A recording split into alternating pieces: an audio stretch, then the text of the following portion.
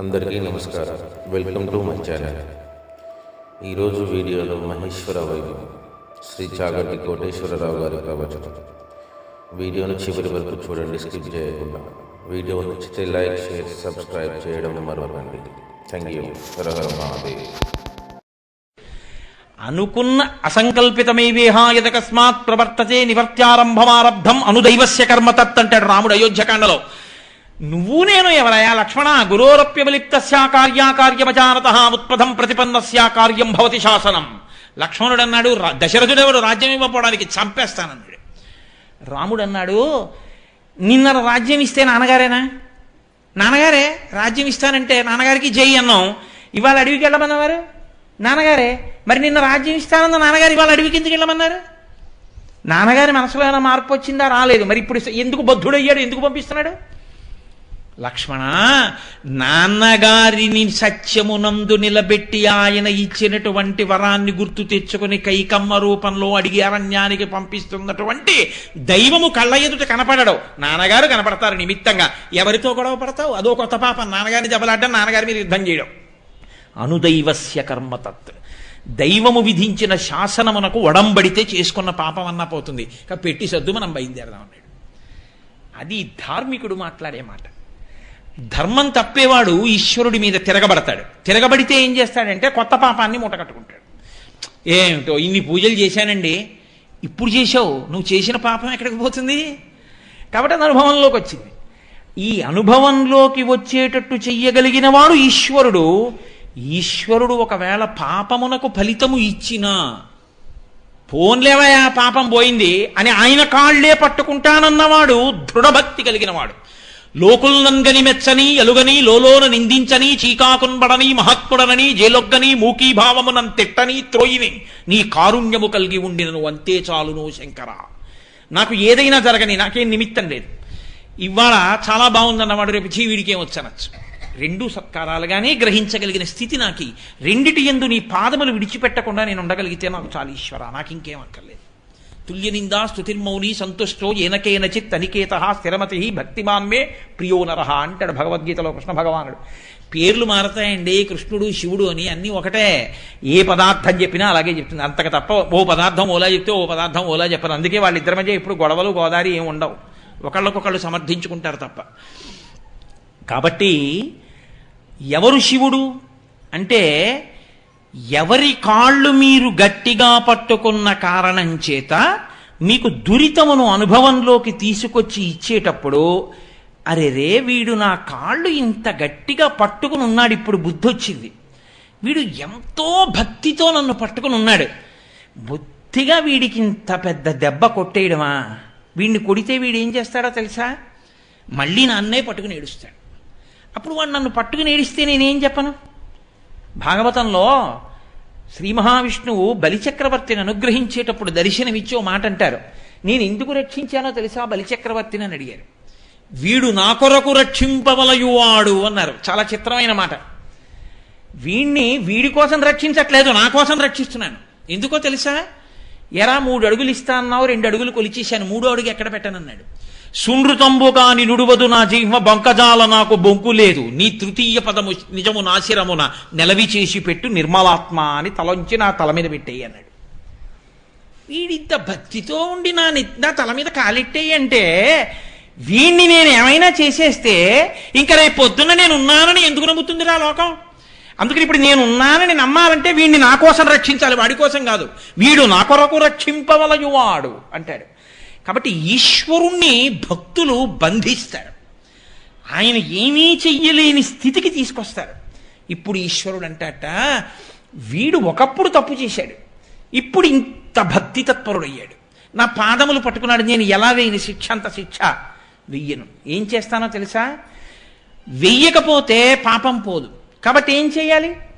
వాడికి 35 మార్కులు రాకపోయినా 10 మార్కులు మోడరేషన్ ఇచ్చామని చెప్పి 25 మార్కులకి పాస్ చేసి సర్టిఫికెట్ ఇచ్చేయడమే. కాబట్టి ఏం చేయాలి? ఒక్క పని చేసేస్తాను, వాణ్ణి ఇవాళ పాము కరిచేయాలి, ఓ గండు చీమతో కరిపించేస్తాను. విషం ఎక్కిందా లేదా? దురద పెట్టిందా లేదా? అబ్బా అన్నాడా లేదా? ఇలా ఇలా ఇలా ఇలా తుడుచుకున్నాడా లేదా? ఏమిటంటే అలా తుడుచుకుంటున్నారంటే, ఇంత కండచీమ కుట్టేసిందో చూడు, ఎంత దొద్దురెక్కిందో అంటాడు. వాడికి తెలుసా ఈశ్వరుడు పాము కుట్టకుండా చేశాడని? వాడు ఆ బాధపడుతూ కూడా శివ శివ శివ శివ శివ శివ అంటూనే ఉంటాడు. ఇది నమఃశివాభ్యాం అశుభాపహాభ్యాం. శంకరాచార్యులు వారు ఉమామహేశ్వర స్తవం చేశారు. అందులో నమఃశివాభ్యాం సరసోత్సవాభ్యాం సమస్కృతాభీష్టవరప్రదాభ్యాం నారాయణైనార్చిత పాదుకాభ్యాం నమో నమః శంకర పార్వతీభ్యాం అంటూ నమఃశివాభ్యాం అశుభాపహాభ్యాం అంటారు. రావలసినటువంటి అశుభాన్ని తీసేసి దాని స్థానంలో చాలా తక్కువ కష్టాన్ని మాత్రమే ఇచ్చి రక్షించగలిగినటువంటి శక్తి కలిగిన వాడెవరో వాడికి శివుడని పేరు. అయితే మీరు ఇక్కడ ఒకటి గుర్తుపెట్టుకోవాలి, నేను ఈ ఉపన్యాసం చెప్పేటప్పుడు కేవలం శివుడే ఇటువంటి వాడు, విష్ణువు కాడని నేను చెప్పట్లేదని మీరు గుర్తుపట్టుకోవాలి. ఆపదామపహర్తారం దాతారం సర్వసంపదాం లోకాభిరామం శ్రీరామం భూయో భూయో నమామ్యహం. ఆపదలను తీసేసి ఆపదల స్థానంలో మనకి సుఖములను ఇచ్చేవాడు రామచంద్రమూర్తి. అప్పుడు ఆయన ఎవరయ్యాడు? శివుడేనా అయ్యాడు? అందుకే శివుడు అవుతారు. ఎలా అవుతారంటే ఇదిగో ఇలా చేసి, అది ఈశ్వర స్థానము. అందుకని వాళ్ళకి ఈ పేర్లతోటి పై రూపాలతోటి వాళ్ళకి ఈ గొడవలేం ఉండవు. అది నిర్గుణ నిరంజన నిర్వికార నిత్యశుద్ధ బుద్ధ చైతన్య తత్వంగా అలా నిలబడి ప్రకాశిస్తూ ఉంటుంది. ఈ పై పటాటోపానికి వేషాలకు అల్లరబడిపోవడం అంతకన్నా అన్యాయం ఇంకోటి ఉండదు లోకంలో. కాబట్టి శివ ఆయన ఏం చేస్తూ ఉంటాడు? ఆయన పాదములను ఎవరు పట్టుకున్నారో వాళ్ళు చేసుకున్నటువంటి పాపము అనుభవములోకి వచ్చి వాళ్ళు కళ్ళంబట నీళ్లు పెట్టుకుని గుండెలు బాదుకుని ఏడవకుండా చూస్తాడు. మీకు అందుకే పెళ్లి చేస్తే గౌరీ తపస్సు చేయిస్తారు. ఎందుకు చేయిస్తారో తెలుసా అండి? ఆడపిల్లతోటి ఒక్కటే కారణం. అన్నిటికన్నా ఆడపిల్ల జీవితంలో అత్యంత క్లేశం ఏమిటో తెలుసా అండి? భర్త యొక్క కితాబు పుచ్చుకోలేకపోవడం. భర్త దానికి ఏమీ రాదండి, దానికి ఏమీ రాదండి, దాని మోహం అంటూనే ఉన్నాడు అనుకోండి, ఆమెను ఎంతమంది పొగిడినా ఆమె జీవితానికి తృప్తి ఉండదు. అదే ఎంత చేతకానిదైనా భర్త హృదయంలో స్థానం పొందిందనుకోండి, ఆమె పూజనీయ అవుతుంది లోకమంతటి చేత. అమ్మో ఆయనకి పరమ అనురాగం ఆవిడంటే, ఆవిడ జోలికి వెళ్ళడమే అంటుంది. అందుకే మనకు ఒక సామెత చెప్తుంటారు పెద్దలు, ఏదో మొగుడి చెయ్యని ముద్దు అత్తవారు పెట్టనటువంటి గొప్ప లోకంలో రావు అంటారు. భర్త దగ్గర ఆ స్థానాన్ని పొందాలి. ఒక్కసారి శంకరుడు అన్నాడు నోరుజారి, ఆయన తెల్లగా ఉంటాడు, ఆవిడ నారాయణి, నారాయణుడి చెల్లెలు కదండి, మరి అన్నయ్య గారి పోలిక, నల్లగా ఆవిడ ఉంటుంది, ఆవిడ నల్లగా ఉంటుంది, ఈయన తెల్లగా ఉంటాడు. ఆయన ఒకసారి పాపం అసలు మా స్వామికి పరిహాసాలు ఆడడం రాదు, ఆయన ఎందుకు అన్నాడో కర్మకాలో రోజుని ఇలా చూసి కాళీ అన్నాడు. కాళీ అంటే నల్లనిదానా అన్నాడు.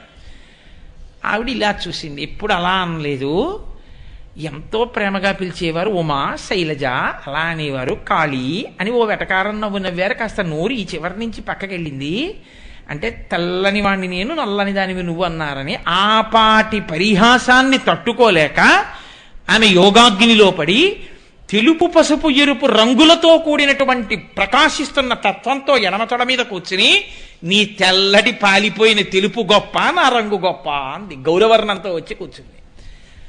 గౌరీని ముక్కు మీద వేలేసుకున్నాడు. కాళీ అన్నందుకు ఇంత ఉద్ధత అంటే, మీ మనసులో ఆపాటి నా మీద తగిన దానను కానన్న మాట కూడా నేను అంగీకరించలేదు. అందుకే శంకరాచార్యులు వారు స్తోత్రం చేస్తే, పార్వతీదేవిని పొంది పరమశివుడు గొప్పవాడా, పరమశివుణ్ణి పొంది పార్వతీదేవి గొప్పదా? ఆయన తీర్పు చెప్పలేదు. ఆయన అన్నారు, కళాభ్యాం చూడాలంకృత శచి కళాభ్యాం నిజతప ఫలాభ్యాం. అమ్మా నీ తపస్సుకు ఫలం ఆయన, ఆయన తపస్సుకు ఫలం నువ్వు, ఇద్దరు ఒకరికొకరు సరిపోయారమ్మా అన్నారు. లేనిపోను గొడవ నాకెందుకని. ఆవిడ జోలికెడితే ఆయనకు కోపం, ఆయన జోలికెడితే ఆవిడకు కోపం. పరాశర భట్టర్లని వైష్ణవ సంప్రదాయంలో ఆయన శ్రీగుణరత్న కోశం చేశారు. ఆయన దెప్పి పొడిచారు శ్రీ మహావిష్ణువుని.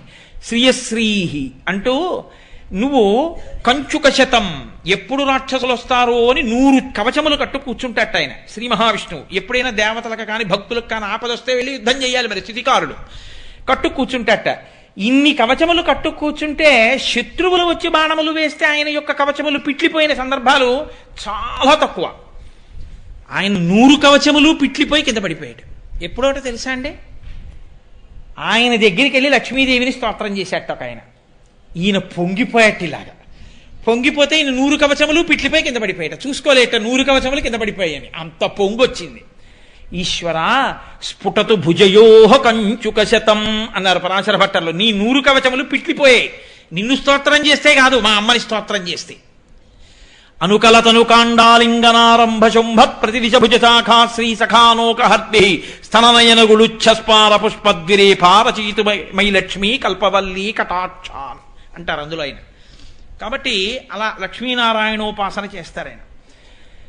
కనుక మీకు వస్తున్నటువంటి అశుభాన్ని, మీరు చేసుకున్నటువంటి పాపము దురితముగా మీకు బ్రహ్మాండమైనటువంటి కష్టాన్ని ఇచ్చేసే సందర్భంలో మీరు ఇప్పుడు శివశివ శివశివ శివశివ అంటూ ఆయన పాదములు పట్టుకున్న కారణాన్ని దృష్టిలో పెట్టుకుని మిమ్మల్ని ఏడవకుండా చేసి, చెప్పను కూడా చెప్పకుండా, నువ్వు నాకు పటికి బెల్లం మొక్కన్నా పెట్టు, నీకు ఎంత ఉపకారం చేశాన్న ఆయనేం అడగడం. మీరు పట్టుకున్నారు కాబట్టి మీకు తెలియని కూడా తెలియదు ఆయన చేమతో కనిపించాడు, ఇవాళ పాముతో కనిపించలేదని. ఒక్కొక్క రోజును చూడండి, అకస్మాత్తుగా ఏదో తగులుతుంది, తెగుతుంది, నెత్తురు వస్తుంది. అంటే ఆ రోజున శరీరము తెగి నెత్తురు ధారలుగా కారవలసినటువంటి పరిస్థితి ఏదో ఉంది. కానీ ఆయన ఏదో దీక్షలో ఉన్నాడు, ఆయనకి ఏదో ఒక భగవత్ కార్యంలో నిమగ్నం అయి ఉన్నాడు. కాబట్టి ఇప్పుడు ఆయనకి శరీరములోంచి నెత్తురు ఏరులా కారకూడదు, ఆయన హాస్పిటల్లో వెళ్ళి పడిపోకూడదు, ఆయనకి కట్లు కట్టకూడదు. కాబట్టి పడిపోతాడు, చిన్న దెబ్బ తగులుతుంది, నెత్తురు కారుతుంది, కట్టుకోడు, హాస్పిటల్కి వెళ్ళడు, ఏమీ చేయడు, ఎప్పుడు ఏం చేస్తున్నాడో అది చక్కగా చేసుకెళ్ళిపోతాడు. ఇప్పుడు పడిపోవడం జరిగింది, నెత్తురు కారడం జరిగింది, బాధపడడం జరిగింది, కానీ ఆయనకి మాత్రం ఏ ఉపద్రవం రాలేదు. ఇది చేసిన వాడు ఎవరో తెలుసా అండి? శివుడు. కాబట్టి శివ శివ, ఇది శివం, శ్రేయం, భద్రం, శివం, మంగళం. మంగళం అంటే ఏమిటో తెలుసా అండి? సుఖము అని మీకు దేని వలన అనిపిస్తుందో, అంటే వేదం అంగీకరించిన సుఖాలు స్మండే.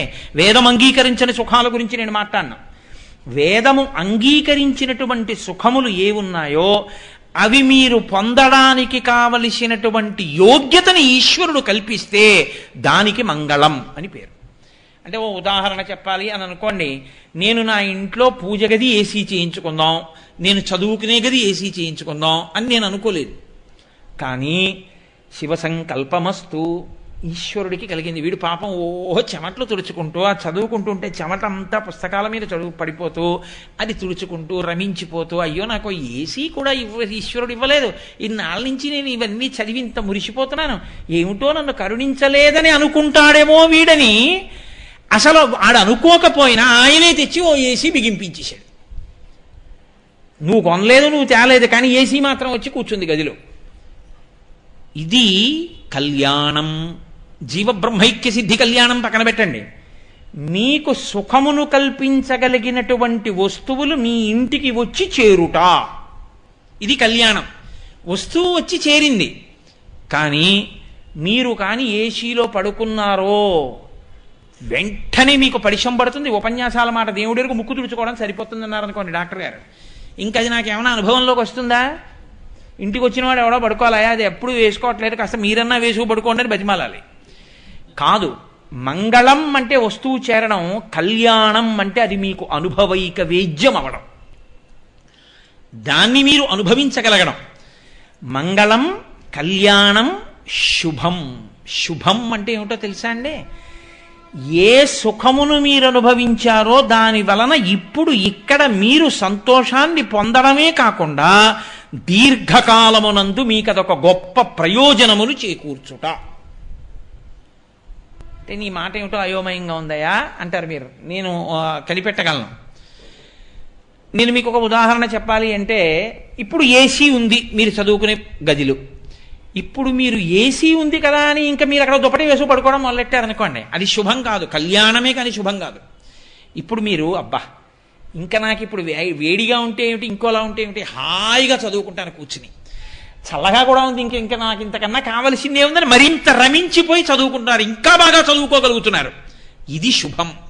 దీర్ఘకాలమునందు మీరు ఈశ్వరుణ్ణి చేరుకోవడానికి ఇంకొంచెం గట్టి పునాది పడుతోందా పట్టలేదా? ఇప్పుడు ఆ సుఖమును పొందడం వల్ల దీర్ఘకాలమునందు అత్యంత ప్రయోజనమును పొందుట. యజమాని ఇంటి వస్తువు దేన్నైనా అలాగే వాడుకోమని చెప్పింది శాస్త్రం. అందుకే ఇది ఎక్కడ ప్రారంభమో తెలుసా అండి? బ్రహ్మచారికి ఇవేం లేవుగా. బ్రహ్మచారి ఇవన్నీ చేయకూడదు. అసలు బ్రహ్మచారి తాంబూలము వేసుకోకూడదు, తలకాయ దూకోకూడదు, అద్దము చూసుకోకూడదు. ఓ శిఖ పెట్టుకుని గురువుగారు వెళ్ళి భిక్షాటన చేసి పట్టుకురారా అంటే ఆ పట్టుకొచ్చిన అన్నం గురుపత్ని ఏది పెడుతుందో అది తినడం అంతే. ఇంకా వాడికి సుఖం అన్నమాట ఏది? వానప్రస్థు ఉన్న సుఖాలు వదిలిపెట్టి వెళ్ళిపోయినవాడు, రాజ్యానికి ప్రభు అయినటువంటి వాడే స్వచ్ఛందంగా యవరాజ్య పట్టాభిషేకం చేసి అడవిలు గడిపాడు. కాబట్టి ఆయనకి సుఖం లేదు. సన్యాసి చెప్పనే అక్కర్లేదు. కాబట్టి ఇంక సుఖం అన్న మాట ఎవరికి? గృహస్థుకే. గృహస్థుకి సుఖం ఎప్పుడు వచ్చింది అసలు? బ్రహ్మచారి గృహస్థ అయితే కదండి సుఖం అన్నది ప్రారంభం. ఇంకా అందుకని అసలు సుఖాలకి ప్రారంభ సుఖం ఎక్కడుంది? భార్య పక్కకి రావడంలోనే ఉంది కదూ. భార్యాస్థానాన్ని పూరిస్తే సుఖము ప్రారంభమైంది. ఇప్పుడు సుఖమన్నది దీర్ఘకాలిక ప్రయోజనానికి భార్య ఎలా పనికొచ్చింది? శరీరమునందు మనస్సునందు పటమరించినటువంటి కారణం అధార్మికమైనటువంటి మార్గములో వెళ్లకుండా ధార్మికమైన మార్గంలో కామాన్ని తీర్చుకోవడానికి పత్ని యోగ్యమై ఆమెయందు పితృరుణం తీర్చుకోవడానికి కొడుకుని కని ఆమె చెయ్యి పట్టుకుని యజ్ఞము యాగము చేసి ఈశ్వర మార్గంలో ప్రస్థానం చేసి ఈ సుఖములు సుఖములా అన్న భావనతో వైరాగ్యమును పొంది వానప్రస్థానికి వెళ్ళి తరించడానికి భార్య పనికొచ్చిందా, పనికి రాలేదా? సుఖస్థానములో ముందు వచ్చి కూర్చున్న భార్య ఈ సుఖమును కొనసాగించడంలో కొడుకునిచ్చింది, కూతురునిచ్చింది, కన్యాదానం చేయించింది, వంశాన్ని పెరిగేటట్టు చేసింది, నీకు పితృరుణం తీరేటట్టు చేసింది. నీ పక్కన కూర్చోవడం వల్ల యజ్ఞం చేశావు, యాగం చేశావు, చండీ హోమానికి పూర్ణాహుతి చేశావు. ఆవిడ ఉండబట్టే కదా చేశావు. ఇప్పుడు ఆవిడ నీకు సుఖాన్ని ఇచ్చినా, వంట చేసి పెట్టినా, ఆవిడ నీకు పక్కనే కూర్చున్నా, ఆవిడ నీ కామసుఖాన్ని తీర్చడానికి హేతువైనా ఆ సుఖము దీర్ఘకాలమునందు దేనికి పనికొచ్చింది? ఈశ్వరుణ్ణి చేరడానికి పనికొచ్చింది కదండి. గృహస్థాశ్రమ ప్రవేశం భార్యా స్వీకారమే. ఆ కోణంలోనే మిగిలినవి కూడా చూడాలి. అలా చూడడం చేత కాకపోతే భార్యాస్థానం దగ్గర నుంచి అన్నిటినీ భ్రష్టత్వం పట్టించుకుంటాడు గృహస్థు. అలా భ్రష్టు కాకుండా ఈశ్వరుణ్ణి చేరుకోవడానికి తనకి కలిసొచ్చినటువంటి వాటన్నిటినీ వాడుకుని ఈశ్వరుణ్ణి చేరుకోవడానికి కావలసినటువంటి బుద్ధి లోపల ప్రచోదనమై ప్రస్థానం ఎవడు చేస్తాడో వాడు శుభ పరంపరలు పొందినవాడు.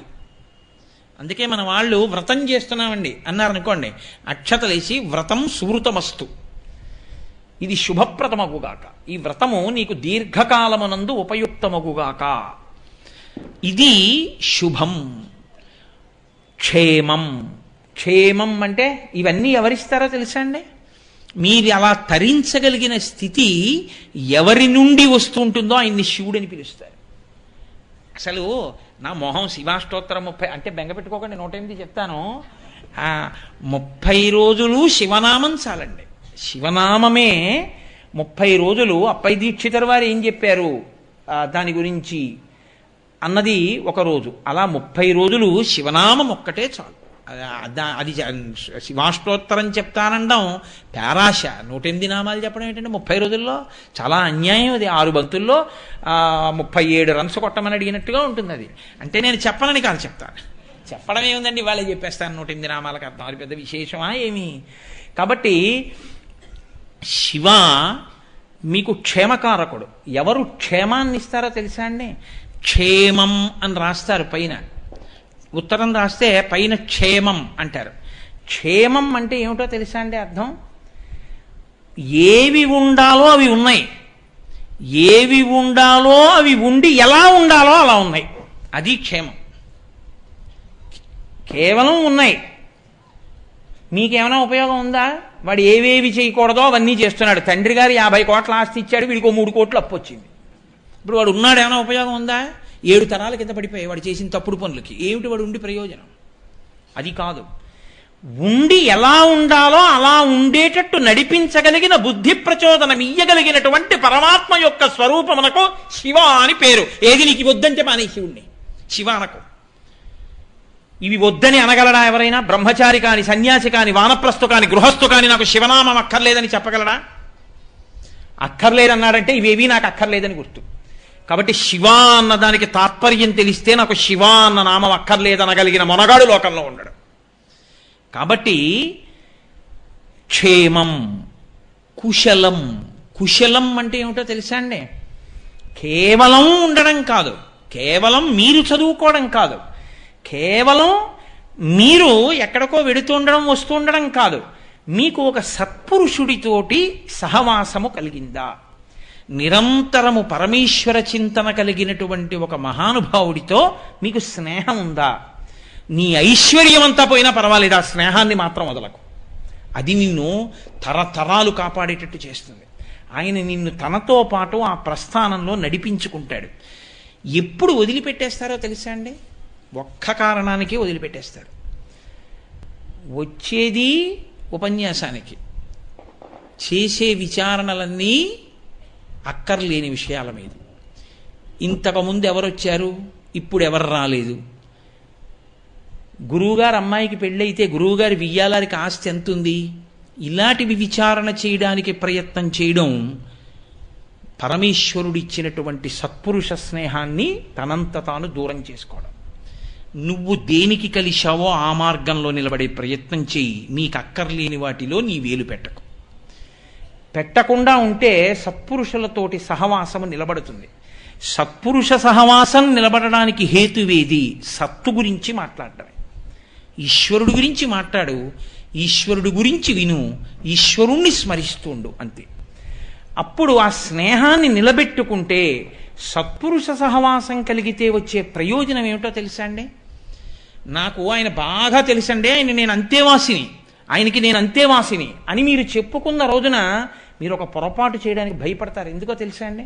మీకు ఒక ముద్ర ఉందనుకోండి, నేను చంద్రశేఖరేంద్ర సరస్వతి స్వామి వారికి గొప్ప అనుమాయిని అని నాకు పేరు వచ్చిందనుకోండి లోకంలో, నేను సంధ్యావందనం చేయకుండా ఉండడానికి చాలా భయపడిపోతాను. ఎందుకు భయపడిపోతాను?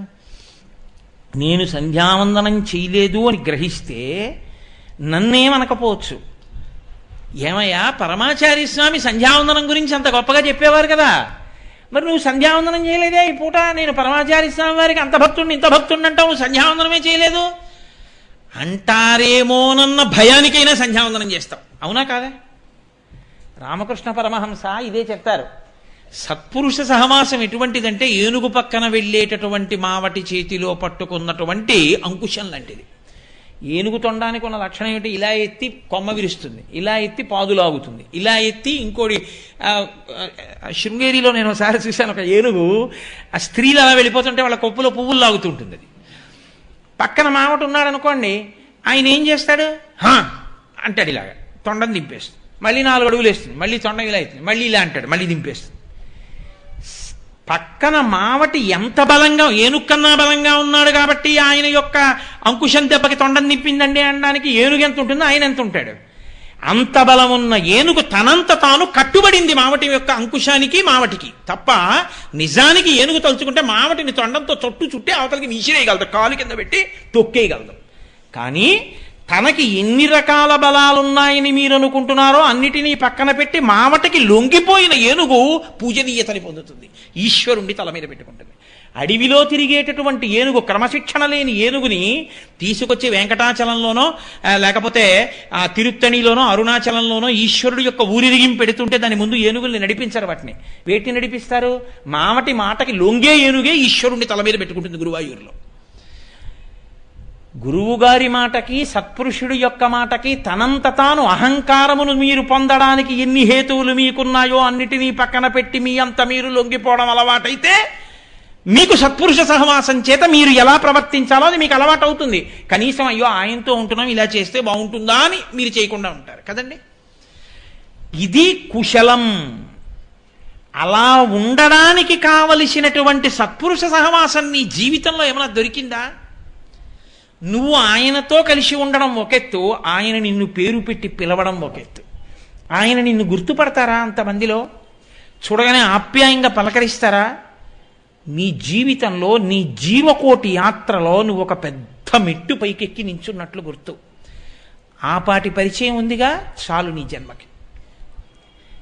ఈ స్థితి నిలబెట్టుకోవాలంటే చాలా జాగరూకతతో ఉంటే అంతేవాసివి కాగలవంటే మనసులో జ్ఞాపకానికి ఉంటావు.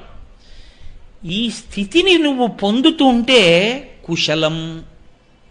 ఇది ఎవరిస్తారు ఇటువంటి అభ్యున్నతిని? అంటే నీకు రాకపోయినా వచ్చినవాడు ఒకడు ముందు నడిస్తే వాడు చేయబట్టుకుంటే నువ్వు అదే పొందుతావు కదండి. శేషాద్రి ఎక్స్ప్రెస్ ఎక్కి పడుకున్నవాడు ప్రత్యేకంగా తిరుపతి వెళ్ళక్కర్లేదు, తెల్లారేపటికి తిరుపతిలోనే ఉంటాడు. ఎందుకంటే శేషాద్రి తిరుపతి వెళ్ళింది కాబట్టి. సత్పురుషుడి చొక్కా పట్టుకున్నవాడు సత్పురుషుడు చేరిన చోటికే చేరుతాడు. ఎందుకు చేరుతాడు? అథవా కొంత దూరమైనా చేరిపోతాడు కదండి. ఆయనంత ఉపాసన బలం లేకపోవచ్చేమో కానీ ఆయనతో గుళ్ళోకి వెళ్ళాడు, తెల్లవారులు ఇస్తే ఆయన ఇంటికి వెళ్ళాడు, ఆయన చెప్పిన మాటలు పాటించాడు, ఆయన మీద నమ్మకం పెంచుకున్నాడు, ఆయన చెప్పింది విన్నాడు, ఓ గురువుగారు గురువుగారు గురువుగారు అన్నాడు, భక్తితో మార్చుకున్నాడు జీవితాన్ని. జీవనయాత్రలో పెద్ద పెనుమార్పు వచ్చిందా లేదా? ఇది రావడానికి హేతువు సత్పురుషులతో సహవాసం. ఇది ఏర్పడితే కుశలం. మీకు ఎలా దొరుకుతాడు సత్పురుషుడు? సత్పురుషుడు అన్నవాడెవరు? ఆయనకేం కోరిక లేదు, ఆయనకేం ఇది పొందుదామని లేదు. ఇది పొందుదామని లేనివాడు మీ దగ్గర ఎందుకోసం ఆశ్రయిస్తాడు? మీ వల్ల ఏ ప్రయోజనం కలగాలని కోరుకుంటాడు ఆయన? ఆయన ఏం కోరుకోడు. మీరు ఆయనతో కలిసి ఉన్నా ఆయనకి అంతే సంతోషం, మీరు ఆయన్ని విడిచిపెట్టేసినా ఆయనకి అంతే సంతోషం. ఆయన పట్టుకున్న నాడు పొంగిపోడు, విడిచిపెట్టిన నాడు ఏడుస్తూ కూర్చోడు. ఎందుకంటే ఆయనకి తెలుసు లోకంలో ఎవరిని పట్టుకోవాలో ఆయనకి తెలిసి ఉన్నవాడు కాబట్టి ఈ పట్లకి ఈ విడుపులకి ఆయనేం బాధపడిపోయేవాడు కాడు, పొంగిపోయేవాడు కాడు. కానీ పట్టుకోవలసిన కర్తవ్యం ఎవరి మీద ఉంది? నీ మీద ఉంది. ఆ పట్టు నీకు తెలిసిందా? అది తెలిసేట్టు చెయ్యగలిగిన ప్రజ్ఞ ఎవరిలోంచి ప్రకాశిస్తోందో వాడికి శివుడని పేరు. ఆ శివానుగ్రహం ఉంటే నీకు సత్పురుష సహవాసము లభిస్తుంది. కాబట్టి ఇన్నిటిని ఇవ్వగలిగిన వాడెవరు? ఆయన శివుడు అంది. కాబట్టి చూడండి, ఇంకా నేను కొన్ని విడిచిపెట్టేస్తున్నాను. ఎందుకని అంటే నేను ఈ శివనామం దాటకపోతే మహేశ్వరనామంలోకి ఎప్పుడు వెళ్ళను? కాబట్టి భయం. నిన్ననే నాకు ఇంటికి వెడుతున్నప్పుడే కారులో నానాజీ గారు లెక్క చెప్పారు, నువ్వు ఇన్ని పూర్తి చేస్తుండాలి రోజు. నిన్ను అడుగుతా మళ్ళీ కారు ఎక్కినప్పుడు, ఇన్ని చేశావా అని అడుగుతాను. ఒళ్ళు జాగ్రత్త పెట్టుకో, అన్ని నామాలు పూర్తి చెయ్యి అని చెప్పారు. కాబట్టి నేను శివనామం దగ్గరే ఉండిపోతే ఎలా? కాబట్టి ఇన్నింటిని ఇవ్వగలిగిన వాడు శివుడు. ఇందులో మీకు నాకు అక్కర్లేదండి ఇవేవి అన్నవాళ్ళు ఎవరైనా ఉన్నారు ఈ సభలో అని నేను అనుకోవట్లేదు కదండి. ఇవన్నీ కావాలి. ఇవన్నీ కావాలంటే శివుడు కావాలి. అయితే ఇక్కడ ఒక ప్రశ్న, శివుడు కావాలంటే శివుడికి ఏమిస్తే మీ వాడవుతాడు కదండి. అసలు శివుడు మీ వాడవడానికి మీరేం చెయ్యాలి? అసలు ఇంకా పెద్ద విచిత్రం ఏమిటో తెలుసా అండి? మీ వాడవాలి అంటే ఆయనకి కూడా మీకులా అవసరాలు ఉన్నవాడై ఉండాలి కదూ. అవసరాలు ఉన్నవాడైతే మీరేమైనా ఇస్తే ఆ అవసరం తీర్చుకుంటాడు. ఒకప్పుడైనా ఆకలి వేసింది అనుకోండి, ఓ యాపిల్ పండు ఇస్తే తింటాడు. ఒకప్పుడైనా దాహం వేసింది అనుకోండి, కాసిన మంచినీళ్ళు ఇస్తే తాగుతాడు. ఒకప్పుడైనా పంచి కట్టుకోవలసిన వాడు అనుకోండి, మీరు పంచిస్తే ఇవాళ రేపో ఎప్పుడో అప్పుడు కట్టుకుంటాడు దాన్ని కదా. ఆయన గురించి శాస్త్రం ఏం చెప్తోందో తెలుసా అండి? శివుడి గురించి ఆయన అత్యంత పరిశుద్ధాత్మని. ఆయన అత్యంత, ఇంకా నీకు ఇంత అంతా చెప్పడానికి వీలు లేనంత పరిశుద్ధమైనటువంటి ఆత్మ కలిగినటువంటి వాడై త్యచోహం శివ ఉచ్యతే. అటువంటి వాడు శివ అని చెప్పబడుచున్నాడు. అత్యంత పరిశుద్ధాత్మనే అన్న మాటకు అర్థం ఏమిటో తెలుసా అండి? 3 మలములు లేనివాడు అని అర్థం. సమస్త జీవకోటికి 3 మలములు ఉంటాయి. ఆణవ మలము, కార్మిక మలము, మాయిక మలము అని 3 మలాలు. ఆణవ మలము అంటే మీరు ఏ ప్రాణిని తీసుకోండి, అందులో పంచభూతాలు ఉంటాయి. ఆ పంచభూతాలే పృథివీ, ఆపస్తేజో, వాయురాకాశాలు. నేనున్నాను అనుకోండి, ఈ శరీరం, దీనికి పృథివీ ఇలా అంటే మట్టి వస్తుంది. తేజో, ఇందులో కొంత వేడి ఉంటుంది. వాయు, ఇందులోకి గాలి వెళ్ళి పైకి వస్తుంది. నీరు, కొంత నీరు ఉంటుంది, ఎప్పుడు రక్తమే నీటి రూపం ప్రవహిస్తూ ఉంటుంది. ఆకాశ, ఖాళీ జాగాలు ఉంటాయి. మెదడులో నరాల దగ్గర నుంచి గుండె కవాటాలు లోపలంతా కడుపులో ఖాళీ జాగాలు ఉంటాయి. అవి లేకపోతే ప్రమాదం. మూసుకున్నాయనుకోండి బ్లాక్ పడిపోయింది అంటారు కదా. కాబట్టి ఖాళీ జాగాలు ఉంటాయి. ఇవి అన్నిటి యందు ఉంటాయి, సమస్త ప్రాణుల యందు ఉంటాయి. కానీ ఈ పంచభూతములతో తయారు చేయబడిన శరీరం ఉన్నవాడు, ఈ పంచభూతములతో సమస్తమును తయారు చేసినవాడు, వాడెవరో వాడు ఆణవ మలము లేనివాడు. కాబట్టి అసలు ఇలాంటి శరీరం ఆయనకి లేదు. ఈ శరీరాలన్నీ మాత్రం ఆయనే చేశాడు. కాబట్టి ఇప్పుడు ఇలాంటిది లేదు కదండి. లేనప్పుడు ఎలాంటిది ఉందో పక్కన పెట్టండి. నేను ఒక మాట చెప్తాను, వ్యోమవత్వ్యాప్త దేహాయ, ఆకాశమంత దేహం ఉంది. ఓ పంచెల చాపు ఇవ్వండి. మీ దగ్గర ఉందా ఏమన్నా అలాంటి చాపు? ఆయన కట్టుకోవడానికి సరిపోతుందా అది? అందుకే శంకరాచార్యులు వారు శివానంద లహరి చేస్తే ఆశ్చర్యకరమైనటువంటి శ్లోకం ఒకటి చేశారు ఆయన. ఈశ్వర గంధే గంధ వహాత్మతాన్న పచనే, నీకు నేను గంధం రాస్తాను కానీ నాకు వాయువు అంశిస్తావా అని అడిగారు. అప్పుడు అంతా నిండిపోయిన వాడికి అంతటా నిండిపోయిన వాయువై గంధం రాయొచ్చు. ఎంత ఉన్నాడని మీరు రాస్తారు? పంచభూతములతో తయారు కానివాడు అంతటా నిండిపోయిన వాడికి మీరు పంచెల చాప ఏమిస్తారు? వస్త్రం సమర్పయామి. ఆయన వేసుకునే రుద్రాక్షమాల మీ దగ్గర ఉందా? ఆభరణం సమర్పయామి. ఆయన నాగాన్ని వేసుకుంటాడు, మీరు తెచ్చేస్తారా పావుని? ఆయన ఒంటికి అలదగలిగినంత విభూతి మీ దగ్గర ఉందా? ఏమిస్తానని మీరంటారు ఆణవమలం లేని వాడికి? కార్మికమలము. కార్మికమలము అంటే ఏమిటో తెలుసా అండి? జీవుడు వాడే శరీరాలు మార్చుకున్నాడు. ఇత పూర్వం కొన్ని కోట్ల శరీరములలో ఉన్నప్పుడు చేసుకున్నటువంటి పాప పుణ్యములు పెద్ద పెద్ద పర్వతాల్లా పడిపోయి ఉంటాయి. చేసుకున్న కర్మల వలన పాప పుణ్యములు పర్వతముల వలె పడి ఉన్న జీవుడెవరో వాడు కార్మికమలమున్నవాడు. ఆ పాపపుణ్యములే అనుభవంలోకి వస్తుంటాయి. ఆయనకి పాపము లేదు, పుణ్యము లేదు, కాబట్టి కార్మికమలము లేదు. మాయికమలము అంతటా ఉన్నాడని ఉపన్యాసం చెప్తాను. అరోపదేశ వేళాయాం సర్వే వ్యాసపరాశరాహ. ఇంకోటికి చెప్పమంటే అందరూ పరాశరులు, వ్యాసుడే. ఏదయా ఇన్ని మాటలు ప్రహ్లాదోపాఖ్యానం చెప్పావు, నీకు కనబడ్డాడా విష్ణు అంటే? ఇందుగలడు అందులేడని సందేహము వలదు చక్రి సర్వోపగతుండెందెందు వెదకి చూచిన అందందే కలడు దానవ అగ్రణి వింటే.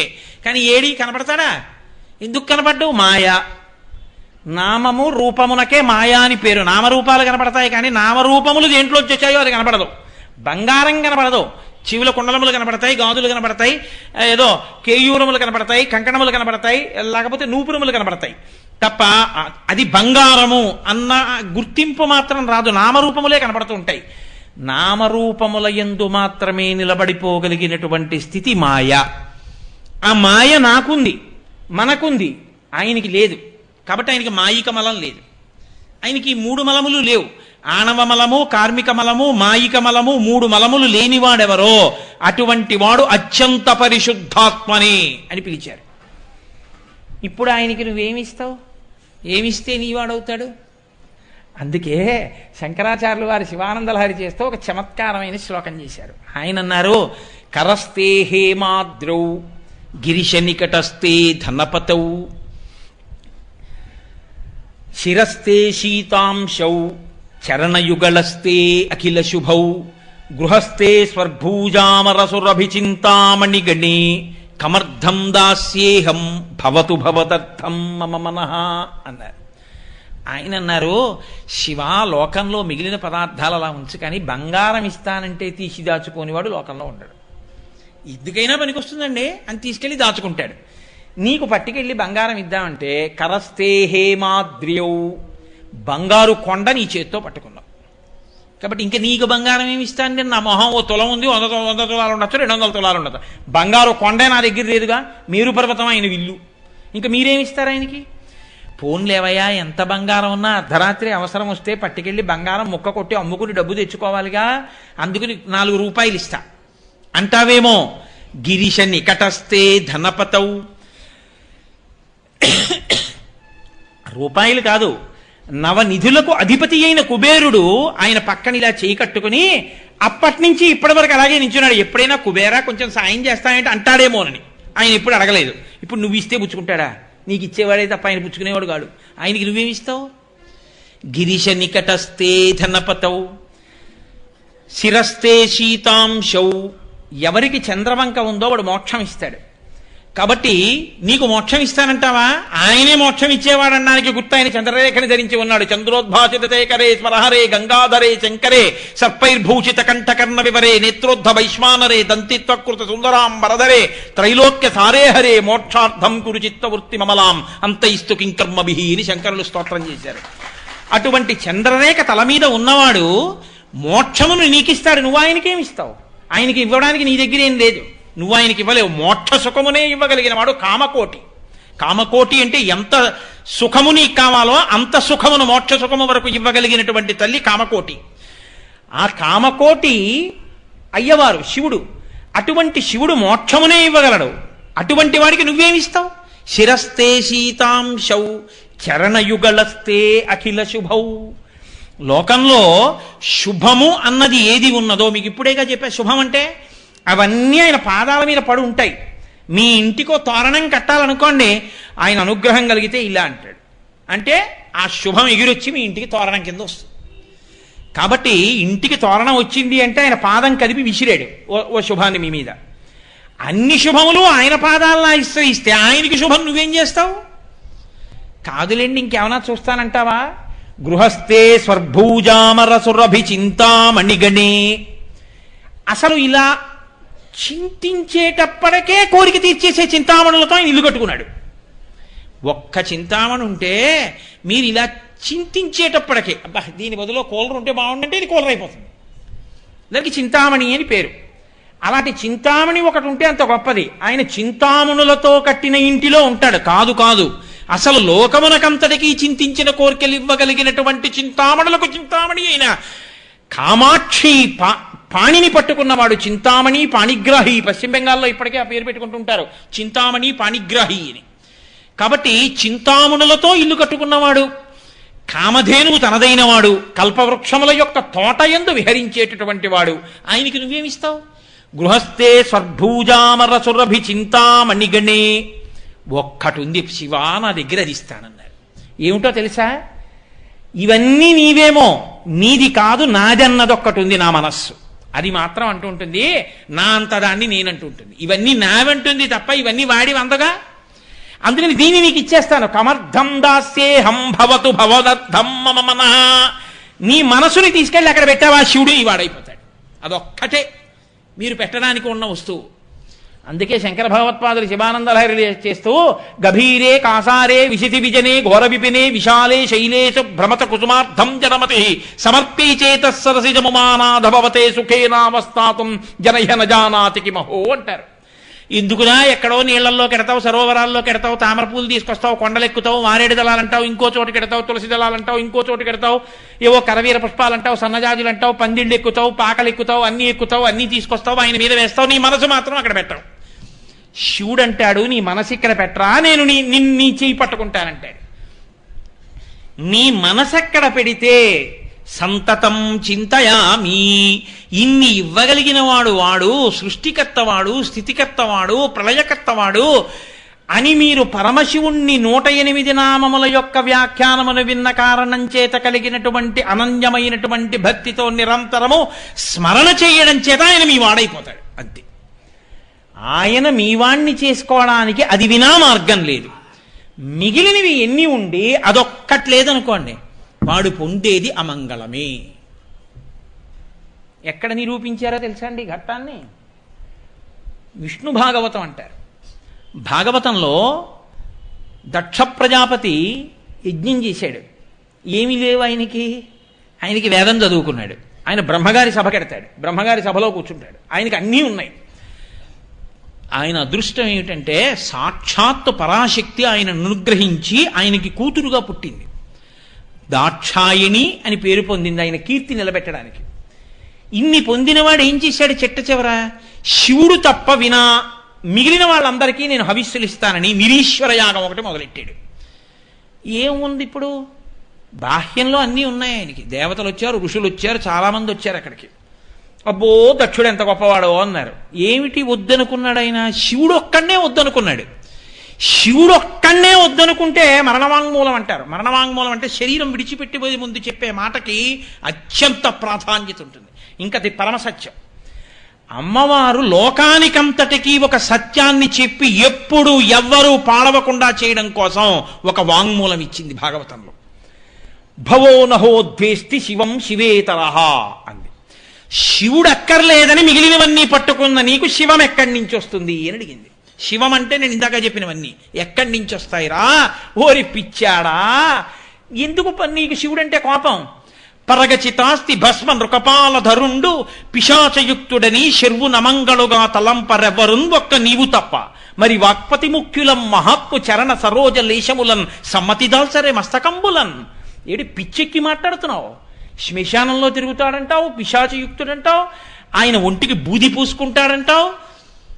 నీకు నేను ఒక్క మాట చెప్తాను రా దక్ష. తండ్రి అన్న మాటకు అర్థం ఏమిటో తెలుసా? కడుపున పుట్టిన 15 మంది కొడుకులుంటే 5 దొంగలు, 5 ఐఏఎస్ ఆఫీసర్లు, 5 ఐపీఎస్ ఆఫీసర్లు అయినా 15 మందికి తండ్రి తప్ప 5 ఐఏఎస్లకే తండ్రిని, 5 ఐపీఎస్లకి తండ్రిని, ఈ 10 మందికే తండ్రిని కానీ 5 దొంగలకి నేను తండ్రిని కానన్నవాడు తండ్రి ఎలా అవుతాడు? 15 మంది కొడుకులే ఆయనకి. 15 మంది కొడుకులే ఈ 5 కోసమే ఆ 5 వెతుకుతున్నారు.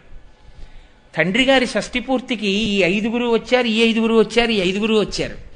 ఈ 5 దొంగల ఎదుట చాలా బంగారు వస్తువులు కనబడ్డాయి. తీస్తారా? తీరు. ఎందుకు తీరో తెలుసా అండి? నాన్నగారి షష్ఠి పూర్తి అవుతోంది. నాన్నగారి దగ్గర నిలబడ్డాం మనం శతఛిద్రాభిషేకానికి. ఇప్పుడు మనం ఏమైనా చేస్తే నాన్నగారి పరువు పోతుంది. అందుకని వాడు దొంగతనం చేయలేదు. భూతప్రేత పిశాచములు కూడా ఈశ్వరుడు యొక్క సృష్టే అయినప్పుడు ఆయన బిడ్డలే అవి కూడా. ఆయన వాటిని అణిచి ఉంచాడు కాబట్టి మీరు నేను ఇలా బతికున్నాం. ఆయన ఇవి నా బిడ్డలు కాదని వదిలేస్తే ఇంక శివాలయం పునరుద్ధరణ ఏమిటి, సభ ఏమిటి, ఉపన్యాసం ఏమిటి, వచ్చి ఎప్పుడో పడిపోతాయండి కదండి. ఉత్తిష్టంతో భూత పిశాచాహ అంటే అంత తేలిగ్గా పోతాయేంటి? మీరు ఘంటారామం చేసి మేము శివాభిషేకం చేస్తున్నాం, మీకు మాకు గొడవలేదు వెళ్ళిపోండి అంటే వెళ్ళిపోతాయి. ఎందుకని? ఆయన బిడ్డలే. అయ్యో వీడు పనికొచ్చే కొడుకు ఐపీఎస్ ఐఏఎస్, మనం దొంగలం కాబట్టి మనం మాట తండ్రి గారి దగ్గర మనకు అల్లరొద్దు, వెళ్ళిపోదాం. తండ్రితనంలో ఉన్న పూర్ణత్వం పరమశివుని యొక్క తత్వం. అందుకని ఆయన దగ్గర అందరూ ఉంటారు. నీకేమర్థమైంది? బూడిద. ఆయన పిశాచయుక్తుడు అంటావేంటి? నీకేమీ అర్థం కాకపోగా శివుని నింద చేస్తావేంటి? అంత పలికి మాలిన వాడు శివుడైతే చతుర్ముఖ బ్రహ్మగారు ఆయన కాళ్ళు కడిగి నీళ్లు ఎందుకు చల్లుకుంటున్నాడు? ఒక్కసారి అహంకరించాడు బ్రహ్మగారు లోకంలో. ఆయనకి 5 తలకాయలు ఉండేవి, శివుడికి 5 తలకాయలని అంతే. శంకరాచార్యుల వారు సౌందర్యలహరిలో దెప్పి పొడిచారు. అమ్మా నువ్వు ఎందుకు రక్షించావో నాకు తెలుసులే అమ్మా అన్నారు. 5 ముఖములున్నవాణ్ణి అని అహంకరిస్తే నకేభ్య సంత్రసన్ ప్రథమమథనాదం దకరిపోహో. ఆయన ఏం కష్టపడలా శివుడు. ఏమిట్రోయ్ నీకు 5 తలకాయలు నాకు 5 తలకాయలు కాబట్టి సమానం అనుకుంటున్నావా అనో తలకాయల గిల్లీశాడు. దానికి ఏం పెద్ద యుద్ధం లేదు, గిల్లీశాడు. నకేభ్య సంత్రసన్ గోటితో ఇలా గిల్లీశాడు పువ్వుల. యుద్ధం చేసేవాడు ఒకసారి ఒకరిని పడగొట్టి ఇంకోసారి ఇంకోటిని పడగొట్టాలంటే మళ్ళీ యుద్ధం చేయాలి. గోటితో గిల్లేసేవాడికి ఏముందండి, నేనే గిల్లేస్తాడు కదండి. ఇప్పుడు అయ్యబాబాయ్ మిగిలిన 4 కూడా గిల్లేస్తాడేమో అని భయపడి ఈయనేం చేశాట, ఈ 4 తలకాయలు పట్టుకెళ్ళి అమ్మవారి చేతుల కింద పెట్టాట. అమ్మవారి 4 చేతుల కింద మృణాళీ మృద్వీనాం తవ భుజ లతానాం చతసృణాం. అమ్మా నేను పద్మంలోంచి పుట్టాను, నీ చేతిలో పద్మాల్లా ఉంటాయి కాబట్టి మన ఇద్దరికి సంబంధం ఉంది కదూ, కాబట్టి నా 4 తలకాయలు నీ చేతులతో రక్షించమ్మా లేకపోతే గిల్లేస్తాడు అన్నట్ట. అంటే అమ్మవారు 4 చేతులు పెట్టి అంది ఆయన వంక చూసి వదిలిపెట్టేశాడు. కాబట్టి శివ మీకు బిడ్డలు కాని వారెవరు? రక్షించినా మీరే, కొట్టినా మీరే. దక్షయజ్ఞంలో తప్పు చేసిన వాళ్ళని శిక్షించిన శివుడే. హాలాహలం లోకాలనంతటినీ భక్షించేస్తుంటే శివుడి దగ్గరికి పారిపోతే హాలాహలాన్ని పుచ్చుకుని రక్షించిన శివుడే. కొట్టిన నాన్నగారే, ఫీజు కట్టిన నాన్నగారే. అందుకే జగత పితరవ్ వందే పార్వతీ పరమేశ్వరం. కాబట్టి శివతత్వం అది. కాబట్టి ఈశ్వర మీ పాదములను బ్రహ్మ కడిగి ప్రతిరోజు మీ పాదముల కంటినటువంటి రజస్సుని తల మీద చల్లుకుంటున్నాడు. నీకెందుకురా బుద్ధి పుట్టలేదు? భవో నహోద్వేష్టి శివం శివేతరహ ఆవిడ తీర్పిచ్చింది వాంగ్మూలంలో. శివుడు అక్కర్లేదన్న వాడికి ఎన్నున్నా వాడికి శివం మాత్రం రాదు.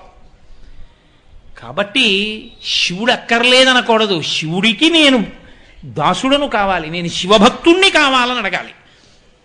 అడిగితే అన్ని భక్తులు అవే వస్తాయి.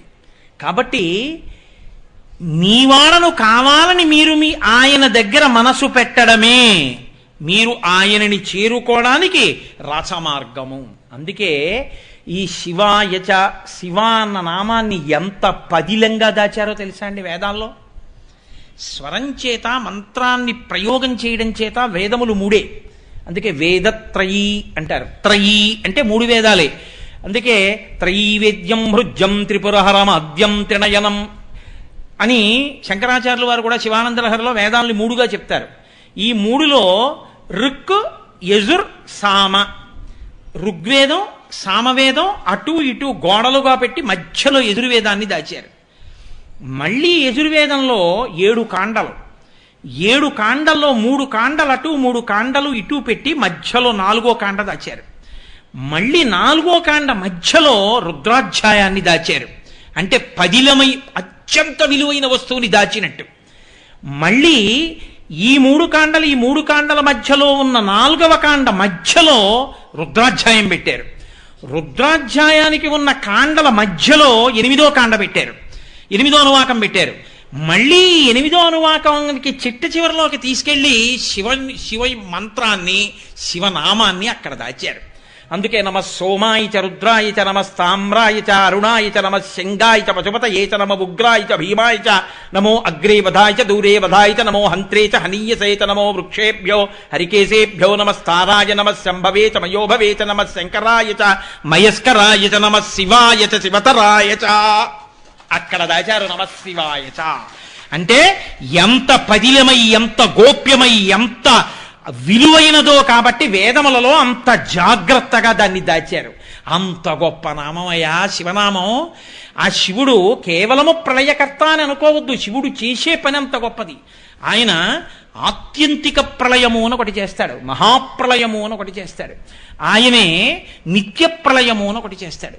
నిత్య ప్రళయము అంటే ప్రతిరోజు పనుల మీద తిరిగి తిరిగి తిరిగి తిరిగి సమస్త జీవులు డస్సిపోతాయి. అలిసిపోతే మీరు 10 రూపాయలు ఇచ్చి చలానా కడుతున్నారా, 20 రూపాయలు ఇచ్చి ఏమైనా వస్తువు కొంటున్నారా? మీరు వెళ్ళి ఇలా నేల మీద పడిపోయినా, కుర్చీలో పడిపోయినా, మీరు అలిసిపోతే నిద్రారూపంలో మిమ్మల్ని పట్టుకుని సుఖంగా మీరు నిద్రపోయేటట్టు చేసి, అందుకే బాగా నిద్ర పట్టిన వాళ్ళందరూ సుఖంగా నిద్రపోయానంటారు. బాగా నిద్రాకాలిక సుఖమునిచ్చి మళ్ళీ తెల్లవారేటప్పటికి మీ ఇంద్రియములకు శక్తినిచ్చిన వాడెవరో వాడు శివుడు. వాడు నిత్య ప్రళయం చేస్తాడు. ప్రళయమునకు నిద్ర, నిత్య ప్రళయం, ప్రతిరోజు సమస్త భూతములకు నిద్రనిచ్చేవాడు పరమశివుడు. ఆత్యంతిక ప్రళయం భక్తితో కూడిన కర్మాచరణము వలన జ్ఞానమిచ్చేత్ మహేశ్వరాహ. మహేశ్వరుడు జ్ఞానమిస్తాడు. ఆ జ్ఞానము వలన మళ్లీ పుట్టవలసిన అవసరం లేని పునరావృత్తి రహిత శాశ్వత శివ సాయుధ్య స్థితిని ఇచ్చి మోక్షమిచ్చేవాడు శివుడు. ఆఖరికి భక్తితో ప్రవర్తించి తనని పొందడానికి ప్రయత్నం చేయకుండా ఉండిపోయిన జీవుల్ని, అయ్యో వీళ్ళు ఎలాగో నన్ను పొందట్లేదు, నేనే వీళ్ళని పొందేస్తే గొడవ వదిలిపోతుంది కదా అని మైనపు ముద్ద వచ్చి నల్లపూసల మధ్యలో పడితే నల్లపూసలు దానికంటుకున్నట్టు సమస్త జీవులను తానే పొంది తనలో కలుపుకుని మహాప్రళయం చేసేవాడు పరమశివుడు. ఏది ఆయన చేసిన పనిలో ఎక్కడ కాఠిన్యం ఉంది? పరమకారుణ్యమూర్తి శంకరుడంటే. అందుకే దేవతలు భాగవతంలో ఒక మాట చెప్తారు. ఆయన ఆ దేవుని, త్రిపుర సంహారకుని, చంద్రశేఖరుని మీరు రోషింపచేసిన మంగళములు పొందదగునే పద్మగర్భునకునైనా అటువంటి మహానుభావుణ్ణి నింద చేసి ఆయనని విమర్శించి ఆయనని తిడితే బ్రహ్మగారికి మాత్రం సుఖం పుడుతుందిరా. సాక్షాత్తు భాగవతంలో వేసినటువంటి ప్రశ్న దేవతలది. కాబట్టి అంత గొప్ప శివనామము, అంత గొప్ప శివశక్తి, అంత గొప్ప శివతత్వము, దాన్ని ఇన్ని చోట్ల ప్రకాశింపచేశారు. ఇంకా నేను భారతాది పురాణములను, ఇతిహాసములను విడిచిపెట్టేస్తున్నాను. ఎందుకంటే ఇంకా నేను వాటి గురించి ప్రస్తావన చేసే అవకాశం లేదు. కనీసం ఇంకా ఎలాగో మిగిలిన 3 ప్రయత్నం కూడా అనవసరం. ఒక నామంతో ఇవాళ సరిపెట్టేసుకోవాలని నిర్ణయానికి వచ్చేసాను. కానీ మీతో ఒక్క మాట చెప్పి నేను ఈ శివనామం మీద చేస్తున్నటువంటి ప్రసంగాన్ని ఇవాళ పూర్తి చేస్తాను. మనకి నాగుల చవితి వస్తోంది. నాగుల చవితి తిథినాడు మనందరం పర్వదినంగా చేస్తాం. కార్తీక మాసంలో వచ్చేటటువంటి అత్యంత గొప్పదైనటువంటి తిథుల్లో నాగుల చవితి ఒకటి. నాగుల చవితి మీరు చూడండి, ఎవరిని పూజ చేస్తాం? పుట్టలో ఉన్న పావుని పూజ చేస్తాం. మీరు కొంచెం జాగ్రత్తగా గమనించండి. మీకు తేలిగ్గా అర్థం అవడానికి నేను ఎక్కువ సమయం అవసరం లేని రీతిలో ఆవిష్కరించే ప్రయత్నం చేస్తున్నాను. నాగము అందరికీ ఆభరణం, దేవతలకి. వినాయకుడు పొట్టకి చుట్టుకుంటాడు. సుబ్రహ్మణ్యుడు సరే పైకి లేచినటువంటి పడగలతో ఉన్న జంటనాగుల రూపంలో ఉంటాడు. శివుడు నాగాభరణుడు. సాక్షాత్ శ్రీ మహావిష్ణువు శేషశయనుడు. ఆయన నాగం మీద నిద్రపోతుంటారు, పడుకుని ఉంటారు. నిద్రపోతుంటారు అంటే లోకంలో ఒక విషయం ఒకటి ఉంది. విష్ణువు నిద్రపోతారు ఆషాఢ మాసంలో, ఆయన మళ్ళీ ఏదో కొన్నాళ్ళు పోయిన తర్వాత ఉద్దాన ఏకాదశి అని నిద్రలేస్తారని. ఆయన నిద్రపోయే నిద్ర మనం నిద్రపోయే నిద్ర లాంటి నిద్ర అనుకోకండి. శ్రీ మహావిష్ణువే నిద్రపోతే లోకాలను రక్షించేవాడు ఎవరండి? ఆయన నిద్ర తామసిక నిద్ర కాదు. నిద్రాముద్రాం నిఖిల జగతి రక్షణే జాగరూకం. ఆయన ఈ కన్నులు మూసి లోకన్నుతో ఎవడు భక్తితో ఉపాసన చేస్తున్నాడో దక్షిణాయనంలో గమనిస్తుంటాడు మనసుల్ని. అంతటి శక్తి స్వరూపమై పడుకుంటాడు. అందుకే ఆయన పడుకున్న కాలం అంతా ఉపాసన కాలం దక్షిణాయనం తప్ప ఆయన నిద్ర తామసిక నిద్ర కాదు. ఆయన నిద్రపోతాడండి అని చెప్పకూడదు, అది తెలిసి తెలియనితనం. ఆయన నిద్ర కాదది. నిద్రాముద్రాం నిఖిల జగతి రక్షణే జాగరూకం. మనకి జాగరూకం ఉండదు నిద్రపోతే. ఆయన బాగా జాగ్రత్తగా పరాకుగా గమనించే కాలం కాబట్టి దక్షిణాయనంలో ఆయన నిద్రాముద్ర పట్టిన కాలంలో అత్యంత జాగ్రత్తగా మనం ఉపాసన చెయ్యాలి. అలాంటి నిద్రాముద్ర ఆయన శేషుడి మీద పడుకుంటాడు. అది పాము. అదే పావుకి విరుద్ధమైనటువంటి గరుత్మంతుడి మీద ఆయన ఉంటాడు. ఆతత పక్షమారు తరజ కంపిత ఘూర్ణితాచల వ్రాత మహర్ణ ఉండు అంటారు నన్నయ్య గారి మహాభారతంలో. ఆయన రెక్కలు ఇలా విప్పు వేస్తుంటే అందులోంచి వేదముల యొక్క స్వరములు వినపడుతుంటాయి గరుత్మంతుడికి. అటువంటి మహానుభావుడు పాములు తింటాడు ఆయన. కాబట్టి పాములకు శత్రువు మీద ఎక్కి తిరుగుతాడు. గరుత్మంతుడి యొక్క ఆహారమైన పాము మీద పడుకుంటాడు. పరమశివుడు నాగాన్ని ఆభరణంగా వేసుకుంటాడు. వాళ్ళ అబ్బాయి పాములకు శత్రువైన నెమలి మీద ఎక్కి తిరుగుతూ ఉంటాడు. పరమశివుడు ఎక్కేటటువంటి ఎద్దు, ఆవు, వీటి రెండిటి డెక్కలు పాము మరణించడానికి ఒక కారణం. మీరు కావాలంటే స్కాంద పురాణం చూడండి. స్కాంద పురాణంలో పాములు మరణించేటటువంటి స్థానాలు చెప్పారు. అందులో ఆవుల ఎద్దుల డెక్కలు ఒక కారణం. వాటి డెక్కల కింద పడి చచ్చిపోతాయి. మరి ఆయన ఎక్కే ఎద్దు కింద మాత్రం పాము పడి చచ్చిపోదా? మూడవది ముంగిస. సంస్కృతంలో నకులి అంటారు. ఈ మూడు పాముకి శత్రువులు. మరి నెమలి ఉంది అక్కడ. నెమలి పావుని తింటుంది, పాము ఎలకని తింటుంది. ఆ ఎలక విఘ్నేశ్వరుడికి వాహనం. ఎద్దుని పులి తింటుంది, ఆ ఎద్దు ఈయనకి వాహనం, పులి ఆవిడికి వాహనం. ఏమిటా కుటుంబం? అన్నీ సమైక్యంగా ఉంటాయి. అందులో నువ్వు నేను లేవు, అన్ని నేనులు ఒక్కటై ఉంటాయి. అది శివ కుటుంబం అంటే. అందుకని వాటి మధ్య ద్వేషాలు ఉండవు అక్కడ. అన్ని పార్కింగ్ ప్లేస్లో పెడితే ఒకదాన్నొకటి చెనక్కవు, చక్కగా చూస్తూ కూర్చుంటాయి. కాబట్టి పాము అన్న మాటకు అర్థం ఎప్పుడూ ఒకటి గుర్తుపెట్టుకోండి. 2 లక్షణములను చెప్తుంది వేదాంతంలో పాము. ఒక పాము మీలో ఉండేటటువంటి తేజస్సుని హరించేస్తుంది. అది ఈశ్వరుడు లోపల తయారు చేసేటటువంటి శక్తిని, తేజస్సుని కామప్రచోదనం చేయించి లోపల ఉన్న తేజస్సుని అధోముఖంగా కింద పడిపోయేటట్టు చేస్తుంది. దానివల్ల ప్రాణశక్తి, తేజస్సు క్షీణిస్తాయి. దాన్ని చెడ్డపాము అని పిలుస్తాం.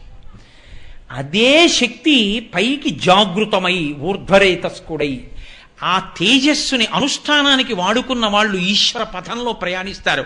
అపారమైన జ్ఞాపక శక్తితో దీర్ఘాయుష్మంతులై ఆసన శుద్ధి కలిగి ఎంతసేపైనా కూర్చుని ఈశ్వరోపాసన చేస్తారు. ఆ శక్తి కలిగి ఉండడానికి కారణం కూడా తేజస్సుని నిలబెట్టుకోవడం. అది మంచి పాము అని పిలుస్తారు. ఈశ్వరుడికి ఆభరణంగా ఉంటే మంచి పాము.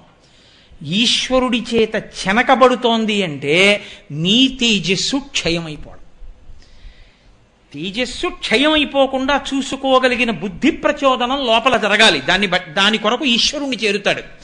అందుకే పైకి లేచినటువంటి జంట పాముల్ని పూజ చేస్తాం. అంతేగాని నేల మీద పడుకున్న పాముల్లో ఉండవవి.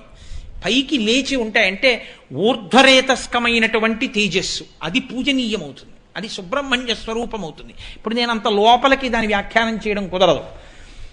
అలాగే సుబ్రహ్మణ్య స్వరూపమైనటువంటి పాము తేజస్సుకి సంబంధించింది కాబట్టి అది వంశాభివృద్ధికి పనికి రావాలి. వంశాభివృద్ధికి పనికి రాకుండా సంతానము పొందలేకపోతున్నాడు అంటే ఎక్కడో ఈశ్వరానుగ్రహ లోపముందని గుర్తు. ఈశ్వరానుగ్రహం లోపించి సంతానం కలగకపోతే నాగదోషం ఉంది అంటుంటారు. అందుకే సుబ్రహ్మణ్యుడికి ఉన్న నామాలలో వంశవృద్ధి కారకాయ నమః ఒక నామం. కాబట్టి నాగమును పూజ చేస్తాం. కానీ ప్రమాదకరమైన కాలమంతా ఎప్పుడో తెలుసా అండి? ఇప్పుడే.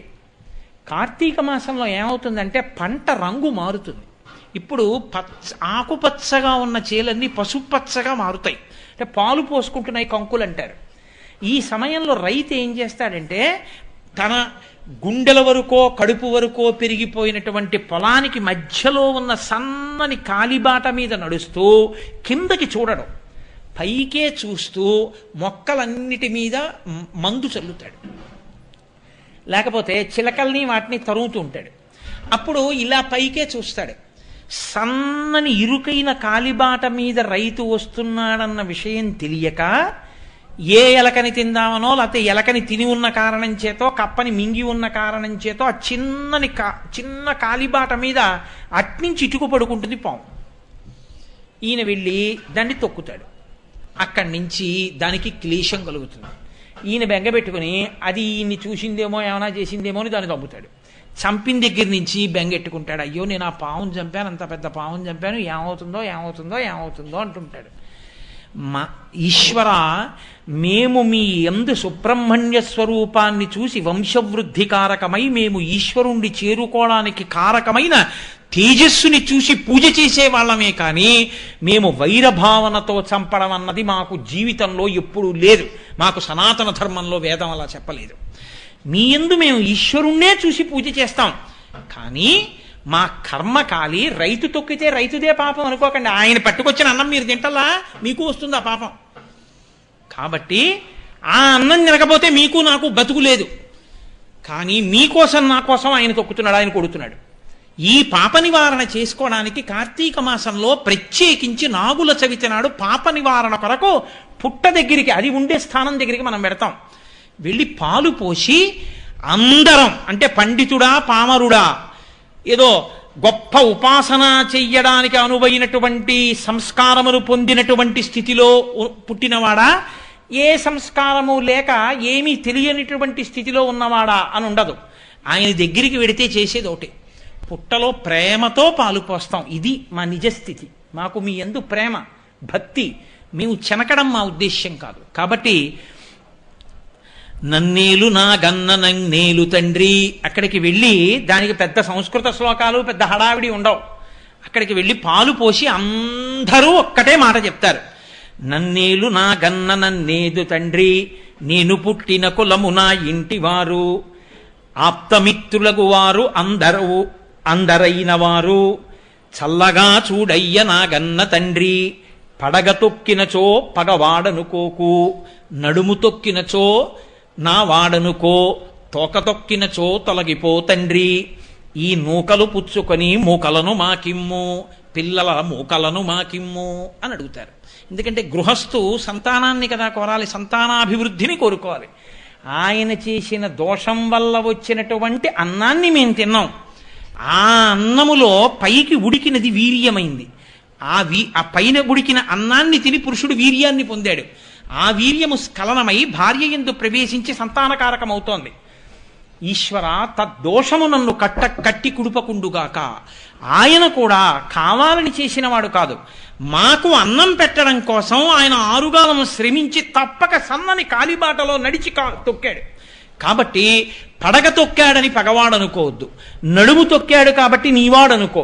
నడుము తొక్కినచో నా వాడనుకో, తోక తొక్కినచో తొలగిపో తండ్రి.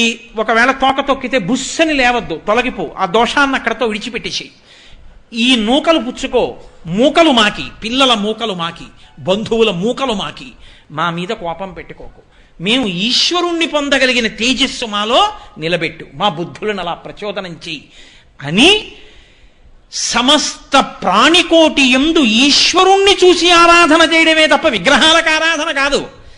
ఈశ్వరుణ్ణి చూసి ఆరాధన చేయడం. అంతర్బహిశ్చ తత్సర్వం వ్యాప్య నారాయణ స్థిత. మేము అన్నం తినేటప్పుడు ఏ ప్రాణికి చిన్న కష్టం కలిగినా మేము తట్టుకోలేని ఉదార హృదయం, సున్నిత హృదయం వేదం మమ్మల్ని అలా సంస్కరించిందని మనుష్య జన్మ యొక్క సార్థకతని ఆవిష్కరించుకోవడం నాగుల చవితి నాడు ప్రతివారు చేసేటటువంటి కర్తవ్యం. కాబట్టి చక్కగా ఆ కోణంలో మీ దగ్గర లేకపోతే నేను రేపు నాగబాబు గారికి ఇది రాసి పట్టుకొచ్చి ఇస్తాను. ఇక్కడ ఒక బోర్డు మీద రాస్తారు. మీ దగ్గర లేకపోతే అలా చదివితే సంస్కృతం లేదు కదండి అని మీరు అనుకోక్కర్లేదు. చక్కగా మీరు ఒక కాగితం మీద రాసుకుని పుట్ట దగ్గరికి వెళ్ళి నూకలిచ్చి ఏదో గుడ్డు వేస్తారు, పాలు వేస్తారు, వేసి ఆయనని నిష్కల్మష హృదయంతో ఈ కోణంలో ప్రార్థన చేయండి. మీ తేజస్సు ఈశ్వరుల్లో కలవడానికి హేతు అవుతుంది. మీ వంశం అవిచ్ఛిన్నంగా పరంపరాగతంగా కొనసాగడానికి హేతు అవుతుంది. అలా నాగదేవతని పూజించే రోజు నాగుల చవితి. ముందు చెప్తే కదా మీరేమైనా చేయడానికి అవకాశం ఉంటుంది. మీకు అన్నీ తెలుసు, తెలియనట్టు ఉంటారనుకోండి. అయినా ఏదో నా ఆతృత. లేకుండా నేను నాగుల చవితి నాడు సాయంకాలం చెప్పాను అనుకోండి, మీరు ఏమంటారు, ఇదేం అఘాయిత్యం రా, ఈ మాట ముందు పొద్దున్నన్నా చెప్పాలి, నిన్నన్నా చెప్పాలంటారు. అందుకని ముందుగా చెప్తున్నాను. రేపది పట్టుకొచ్చి నేను నాగబాబు గారికి ఇస్తాను. ఇక్కడ ఒక బోర్డు మీద రాస్తారు. మీ అందరూ కూడా అన్ని ప్రింట్లు వేసి అందించడం సాధ్యం కాదు కదా, మీ ప్రయత్నం కూడా ఉండాలి. పురుష ప్రయత్నం. ఓ పెన్నో కాగితం తెచ్చుకొని రాసుకోండి, రాని వాళ్ళు ఉంటే చక్కగా పుట్ట దగ్గరికి వెళ్ళి చదువుకోండి. ఇవాళకి శివనామంతో సరిపెట్టుకోండి. రేపు మహేశ్వర నామాన్ని ప్రస్తావన చేస్తాను.